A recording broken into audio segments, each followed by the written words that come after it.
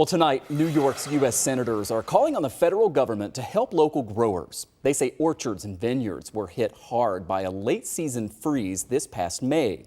That caused as much as 95% crop loss to some areas. The senators are now joining the New York State Farm Service Agency in calling on the U.S. Department of Agriculture, or the USDA, to approve a disaster declaration for these 31 counties.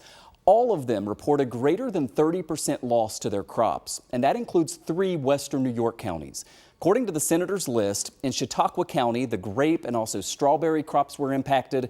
Cattaraugus County's grapes, also blueberry crops took a hit, and then Orleans County particularly hit hard. Crop losses with grapes, strawberries, blueberries, peaches, pears, and apples.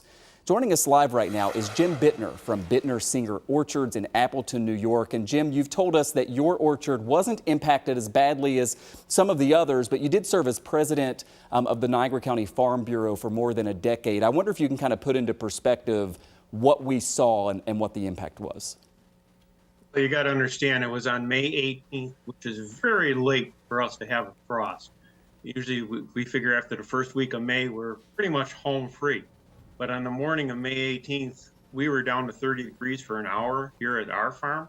But there were farms that were in the upper 20s for hours on end early that morning and into the morning. And it really caused a lot of damage for those farms. On our farm, we suffered a lot of damage on plums. I had varieties of plums that were just wiped out. You got to remember, those bloomed the first week of May, and they were already growing. And they just couldn't take the frost, and all that fruit fell off the trees. We've got apples that have damage from the frost. I don't know how well you can see that, but that russeting, we call it a frost ring.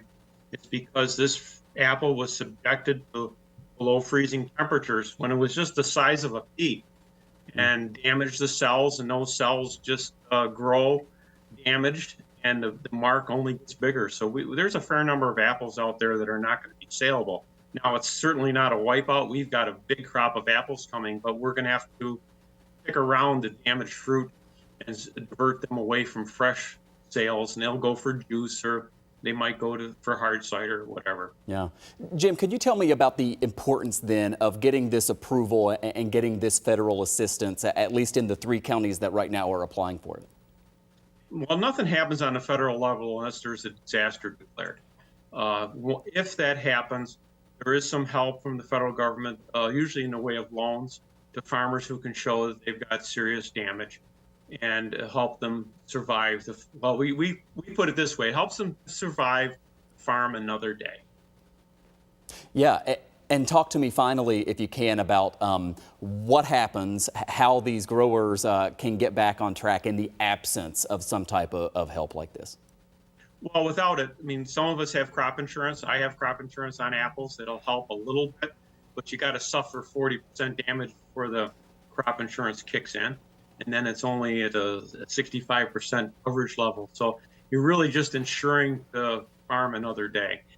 So there's that help even without the disaster declaration to be able to get crop insurance. But like strawberries, I don't know anybody who has crop insurance for strawberries. The early strawberries were pretty much wiped out in western New York. They had the later varieties had a crop. And I do have 30 seconds left, Jim.